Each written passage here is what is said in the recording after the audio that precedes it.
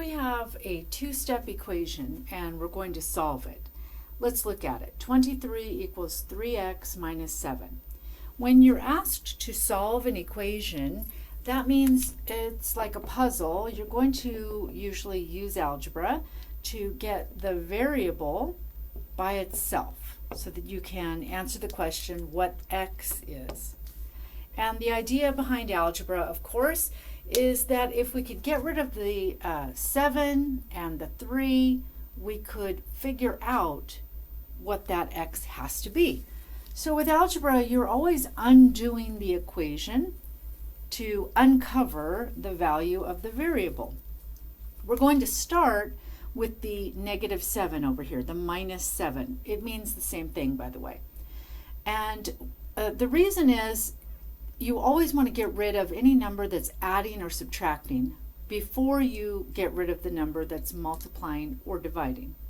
So we're going to undo this negative 7 by adding 7 to that side of the equation, because negative 7 plus 7 adds up to 0.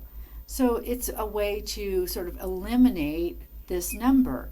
Now, we're allowed to do that as long as we remember to do the exact same function or step to this side. So we're going to add 7, and of course that changes this side to 30. So let's reevaluate. Let's look at what we have. We have 30 on this side.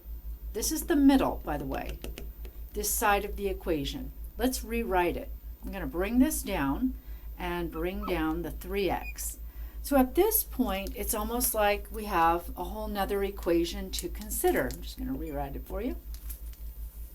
We are now looking at 30 equals 3x.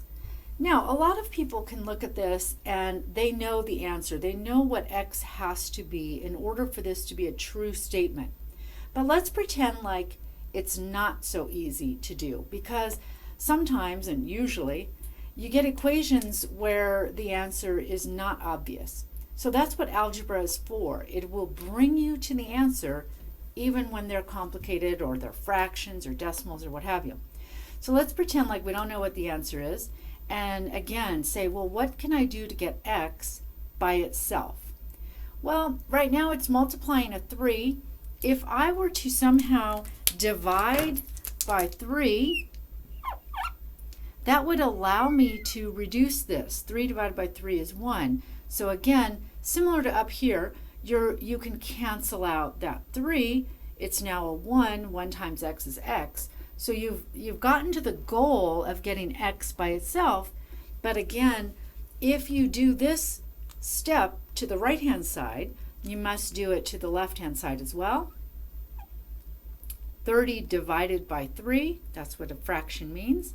30 divided by 3 is 10, and now you can read it 10 equals x. Notice in mathematics we can read equations or mathematical sentences backward or forward. So I'm going to read it, x is 10. We've solved the equation.